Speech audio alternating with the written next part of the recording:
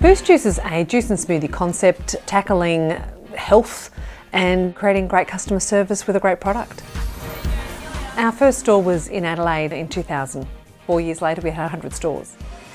We were looking overseas, and at the same time we were looking at new and exciting brands in the Australian market that we believed we could bolt on to our existing structure and grow the business from there.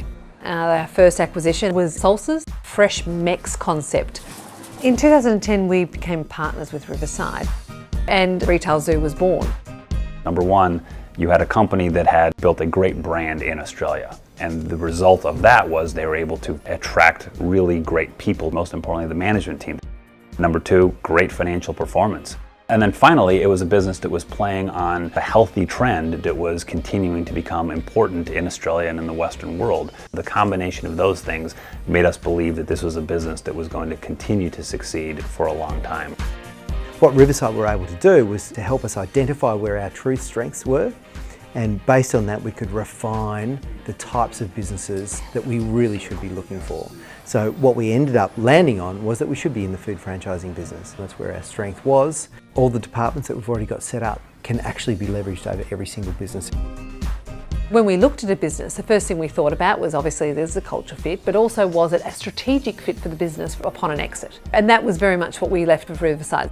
With regard to the businesses that they researched, they went into absolute detail. We looked at dozens and dozens of businesses, and quite often the success of people doing acquisition is the businesses you don't do, not necessarily the ones you do. We ended up doing Cibo, which was a coffee concept. They were a bolt-on to the business. One of the discussions that we had at the boardroom was Australians love their meat pies, they love their chicken, they love their hamburgers, they love their pizza. So are there ways for us to attack larger addressable markets?